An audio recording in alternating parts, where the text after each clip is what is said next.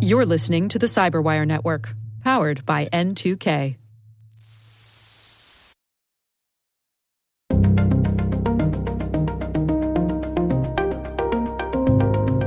Hello, everyone, and welcome to N2K Cyberwire's Hacking Humans podcast, where each week we look behind the social engineering scams, phishing schemes, and criminal exploits that are making headlines and taking a heavy toll on organizations around the world. I'm Dave Bittner, and joining me is Joe Kerrigan. Hi, Joe. Hi, Dave. And we have a very special guest today, Rob Allen from ThreatLocker. Hello, Rob. Hello. Glad to have you with us here today. Maria is on vacation this week. We've got some good stories to share this week, and why don't we jump right in here, Joe? You want to start things off for us? Yes, I'll start things off. My story actually comes because Maria, our absent co-host, was on LinkedIn and liked a post from Brian Krebs. Actually, she said she found it insightful. Okay. So it is a post that Brian Krebs put up about a public service announcement that the FBI's Internet Crime Complaint Center, that's the IC3, put up on their webpage. And they are saying, watch out for people impersonating us. Okay. Right? This is great news, isn't it? I mean, yeah. This is how, my comment on this LinkedIn post is nothing sacred to these scammers? And then a couple space bars down. No, nothing is sacred to these people.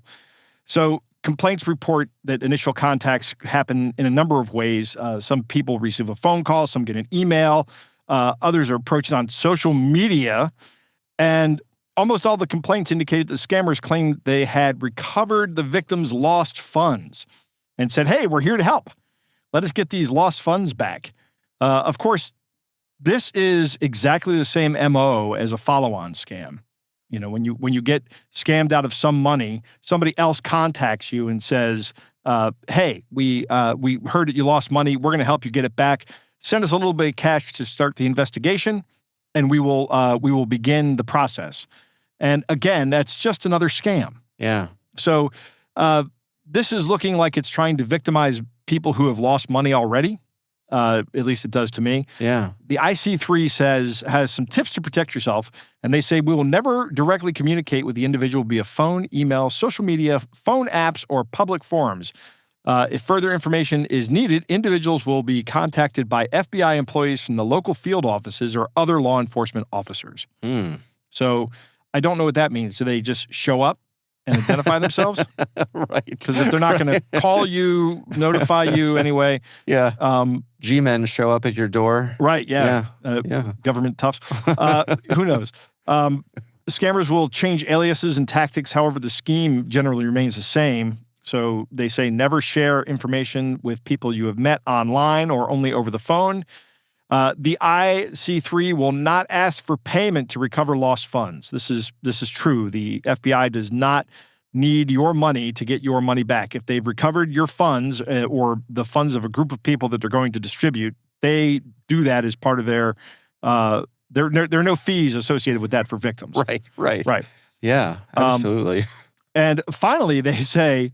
And this is what Brian Krebs kind of thought was the funniest thing was they say, if you are contacted by these, contact the Internet Crime Complaint Center and file a report. The real one. The real one, right. Not the fake one. Not the fake one. That doesn't do you any good. Right. How would you know? I mean, this is where we are today, right? I mean, Rob, I'm curious of your take on this because we've talked about it here. If you Google Internet Crime Complaint Center, there's a decent chance something's going to pop up that's not actually them. Right. Yeah. Well, I mean, fundamentally, it comes back to trust no one and nobody and nothing. Yeah.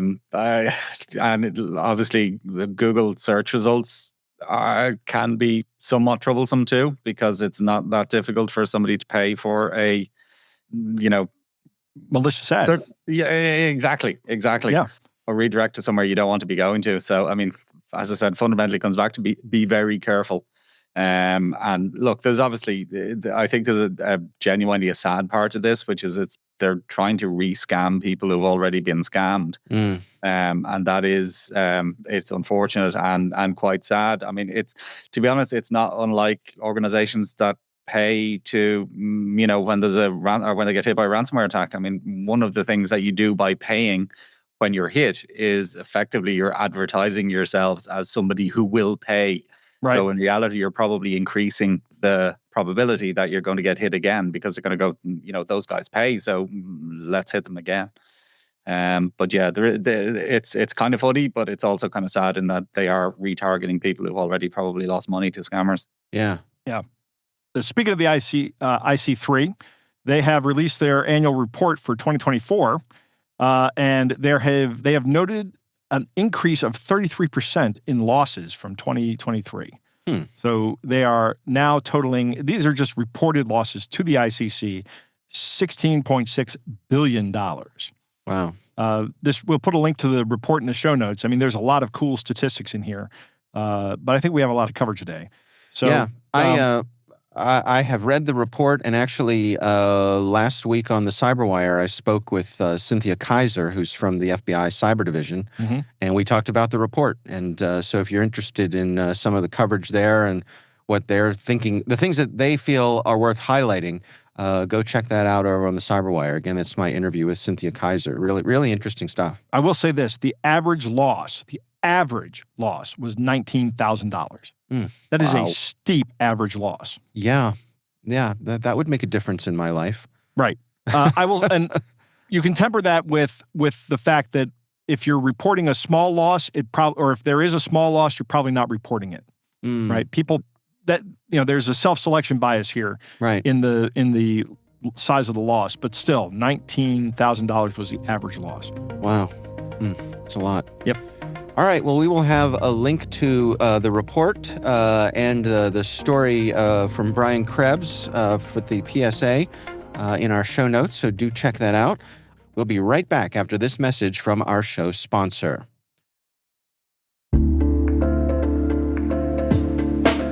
And now, a few thoughts from our sponsors at ThreatLocker. The tactics used by cyber criminals are becoming more and more advanced every day. The shift from a default allow approach to a default deny is more critical than ever. This is where ThreatLocker comes in. Stay tuned for how ThreatLocker allow listing and ring fencing has your back.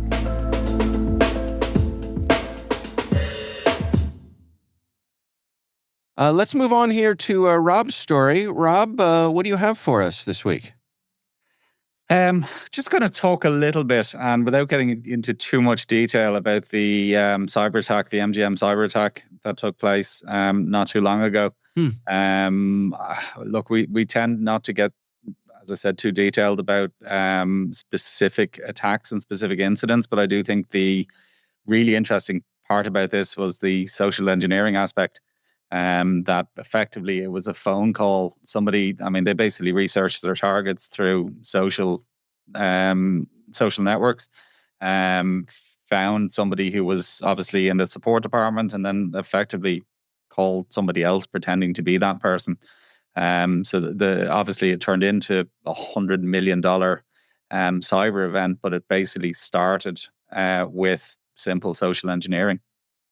Well, let's dig into some of the details here. I mean, I'm the person who got victimized. I presumably I'm working at MGM, and someone decided that I was going to be their target. Pretty much, yeah. So basically, they then called. Well, apparently they called. I don't know if it's the MGM themselves or one of their vendors pretending or pertaining to be that person. Basically, again, as I said, details are somewhat scarce and they don't tend to release them. And I think a lot of this reporting is actually from the gang themselves. I think it was Scattered Spider was the name of the particular gang that perpetrated the attack. But they were the ones who pretty much said that we did this through social engineering. But they basically, the general consensus is that they managed to get into the organization's Okta system and reset MFA on certain accounts, and basically just snowballed from there. Yeah, I mean, once you're in, I guess that's kind of the ball game. Especially when it's a support person or a support engineer, because they tend to have access to a lot of other things. Right. How do we suppose folks can protect themselves against this? So if someone calls and says, hey, I'm from tech support, I'm here to help, what sort of things can be in place? It's a really good question. I mean, it comes back to the trust no one effectively. So if somebody calls you saying they're from support, ring them back. You know, ring support back. I mean, obviously, and again, it's even more difficult these days with the likes of AI and how easy it is to, generate people's voices. I mean, that's the really scary part. You might think that the person on the other phone is the person that you know because their voice sounds like them, but it may not actually be them. But I suppose most organizations will have, a certain modus operandi or a way that their support department operates. I mean, put it like this, like our support guys here, generally speaking, don't ring me, maybe get a Teams message, that kind of stuff. But I mean, it just basically just keep an eye out for anything out of the ordinary. I mean, we one of the exercises we do from time to time is we actually, I subscribe to a AI voice generating service and created what I call, so our CEO is Danny Jenkins. So I created an AI Danny. Now, as it happens, all I used it was to say that Rob is right about everything and he's really good at golf. But I mean, I could have equally used that to, ring one or to contact one of our infrastructure guys and get them to do something that they very much shouldn't have done. And again, who's to know? So basically, take everything with a healthy dose of skepticism and suspicion. And, if in doubt, hang up and call back. Yeah. Any thoughts on this one, Joe? Yeah, I agree 100%. Hang up and call back. That is the best way. And if you say, I'm going to call you right back, what's your extension? The person on the other end should be able to answer that question without any issue. Yeah, I would add to that don't let them tell you the phone number to call back. Right. Right? Yeah. Don't let that, listen, I'm on my mobile device. I'm in the car, so call me here, right? Okay, well, no, we can't do this right now. I'll wait till you get back to the office. Yeah, yeah. The other thing, actually, just to mention in this particular case is that this gang apparently had a lot of basically native English speakers. So if you're expecting the scammer on the other end of the phone to be, have a weird accent or sound like Boris from, Moscow, it's not going to happen. Realistically, they've probably got native English speakers on the payroll that they're using to perpetrate these scams. So it's another thing that just be aware of. Just because somebody speaks beautiful, fluent English or US English or whatever the case may be, wherever you happen to be, that doesn't mean that they are the good guys. Yeah, I saw another story, and I think we may have talked about this, where there's a system that will do real-time, basically accent neutralization for you. Yes. So if you have any sort of regional accent, you speak into this system, and what comes out the other side is whatever you want it to be. But like in the case of here in the U.S., it would be a sort of a neutral Midwestern accent. You mean I can take the Mississippi out of my accent? Yes. Wow. Yes. I must try that. That would be really cool. Not that we have anyone in mind, Rob. Yeah. You mean the Mrs. Liffey. I'm taking the hint. The hint. I'll have it prepared for next time we talk. No, I think probably most people on our side of the pond would probably prefer to have your accent, Rob, actually. Probably work pretty well, if you were a single man in a bar. People with impeccable taste. All right. Well, we will have a link to Rob's story in the show notes. And of course, we would love to hear from you. If there's something you'd like us to consider for the show, you can email us. It's hackinghumans@n2k.com. Let's take a quick break. We'll be right back after this message from our show sponsor.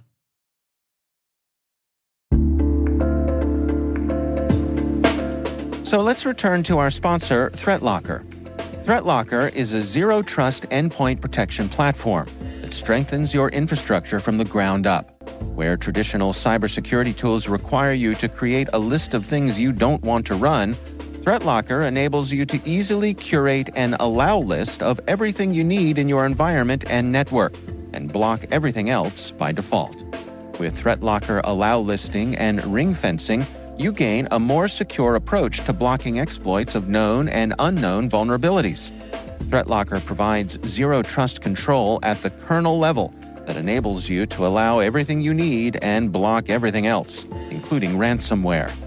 The ThreatLocker Zero-Trust Endpoint Protection Platform deploys in a learning mode that analyzes the operations of your company using machine learning to assist you in developing your allow list for approved applications, what they can do on the endpoint, what can interact with your data, and even east and west network traffic. We thank ThreatLocker for sponsoring our show.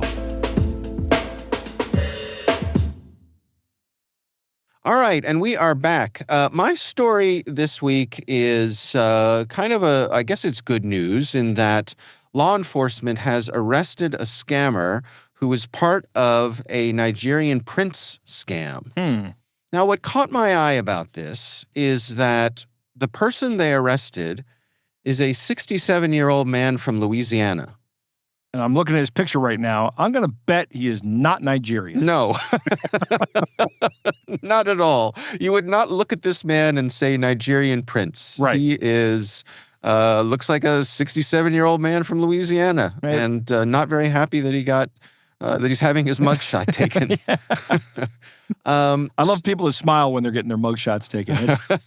Right. That's right. one of my favorite things about life. So this gentleman is facing 269 counts of wire fraud and 1 count of money laundering. And apparently he was partnering with actual folks from Nigeria. I see. Who were part of Were this. they princes? This is an an excellent important question. detail. I'm going to go out on a limb here and say probably not. Okay. Although, well, then he is probably a scammer. although I don't know what the threshold is for being considered a prince in Nigeria. So maybe it's not a terribly high bar. I don't know. I'm guessing it's being a son of a king. Yeah, exactly. Now, again, obviously, I don't know a lot about royalties or that kind of thing, or royaltiness. Royals. But yes, I'm pretty sure a prince is a son of a king. So yeah, well, who knows? Probably the bar. Could be the son of the king of auto sales at Nigeria's used cars. Technically a prince. Right, technically a prince. Mm-hmm. It's on my business card. But they claim that they had taken hundreds of thousands of dollars from folks. The scam was typical Nigerian prince scam. They claim that the recipient was the beneficiary of a will and that they were going to inherit at least $1 million. And then they're asked to send personal information, which is then used to con them out of their money. And so this gentleman was wiring money back to co-conspirators in Nigeria. So I guess he was the local guy. Yeah, probably. Like they somehow reached out to him and I'm speculating here, but probably said, "Hey, we need somebody stateside to make this look more legit, and we'll cut you in a piece of the action." Probably has to do with international money moving. And if you're going to wire money to an international account, maybe that's subject to more scrutiny than just wiring it to another American bank. Yeah. And, we had a story a couple weeks ago about a woman who was doing something similar, laundering money. I can't remember where it was, but she was receiving money directly into her own bank account and then sending it overseas through cryptocurrency. Oh, yeah. I remember that story. And, if you're going to launder money for international crime cartels. Yes. That's a big if. Go on, right. Continue. If you're going to do that, probably a bad idea to use your own real bank account. Right. Or, they're international crime syndicates. Have them set up an account that isn't yours, that you have access to. Joe's crypto corner here. Right, yeah. I mean, that's like incredibly good advice. Yeah. I'll be sure to keep it in mind in future. Right. Yeah. The next time I'm perpetrating a crypto scam. Right. It's like money laundering 101. I mean, it's... Yeah. Well, is there a money laundering 101? Crooks are stupid. That's why they're crooks. Yep. The local police chief warned people to never give out personal information on the phone or via email or to wire money to anyone they don't know. Right. So, yeah. And added 99% of the time, it's probably a scam. Yeah. And in this case, it is. I guess the sad part is... I mean, I have a limited amount of sympathy for this man who is part of this criminal enterprise, but the sad part is his co-conspirators over in Nigeria will likely just move on with their business and find another, another patsy. Yeah, another sad sack to take over where he dropped off. I'd be willing to bet he wasn't the first, and he won't be the last. And, and that's the thing; these guys don't care about about what's his name? Michael New. Is that how you say it? N-E-U? Yeah. They don't care about him. No. He might have gotten some monetary gain from it, but he's expendable as far as they're concerned. Right. He was convenient. So when I say if you're going to launder money for an international crime syndicate, just understand you're just as expendable as the victim is. Yeah. It's you're going to be exploited like this, and when law enforcement comes, they're coming for you because law enforcement can get to you here in the United States pretty easily. Yeah. Well, and I think it's a good reminder, too. We often talk about warning your friends and family, and particularly your elderly friends. This gentleman was no spring chicken. Yep. And so perhaps this was an offer too good to be true. But you need, warn them as well that if somebody comes along and says, hey, I got a really easy business deal for you to be a part of, don't. Yeah, probably not. And that was Dave. That was exactly what I was going to say. I like the answer you gave a minute ago about if you're going to launder money for an international crime syndicate, and then a really good reason of the reasons why not. I would have summed that up as just don't. Right. End of discussion. End of argument. Full stop. Period. Yes. Do not continue. Yes. Yes. I think that is the wise course of yes.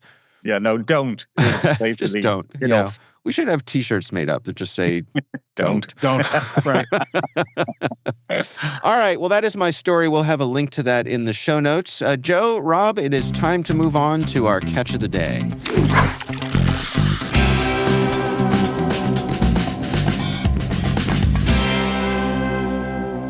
Dave, our catch of the day comes from the scam subreddit, and it looks like it's a law enforcement impersonation scam. Yes. So it comes up, first of all, there is a image of a badge.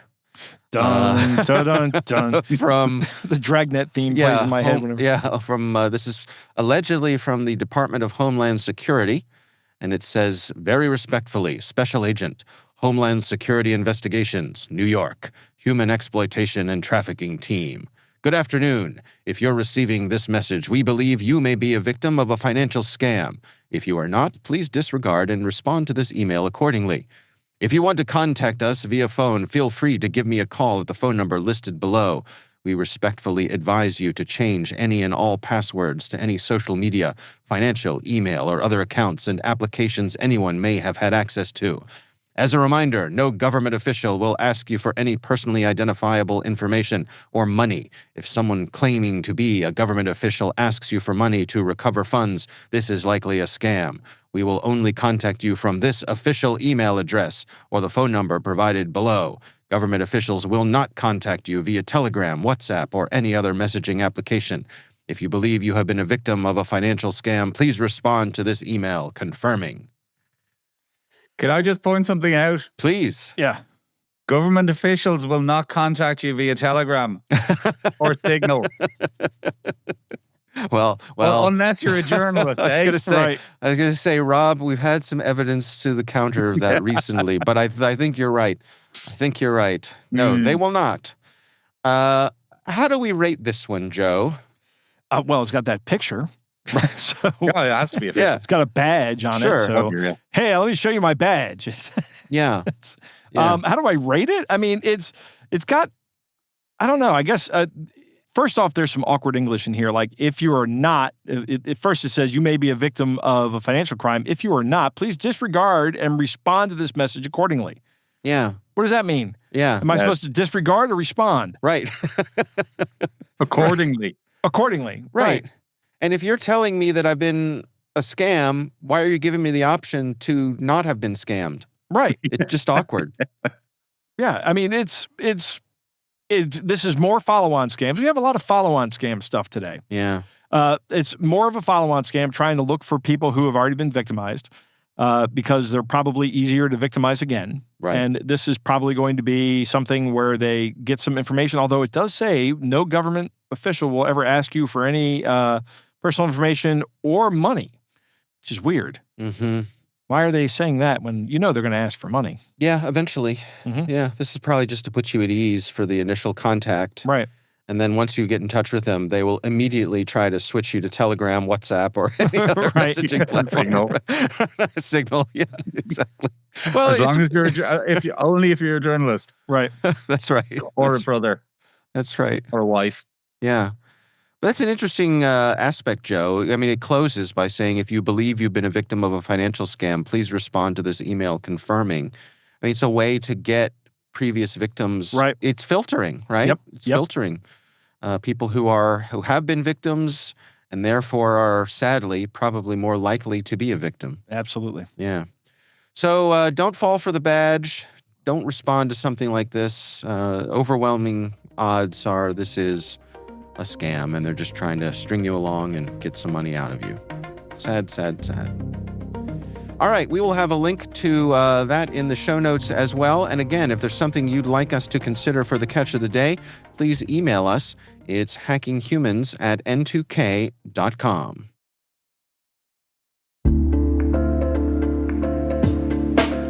And of course, we want to thank this week's sponsor, ThreatLocker.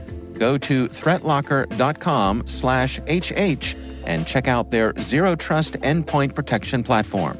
That's the words threat and locker with no space.com/HH, where you can request a demo and neutralize the threat of malware running on your devices.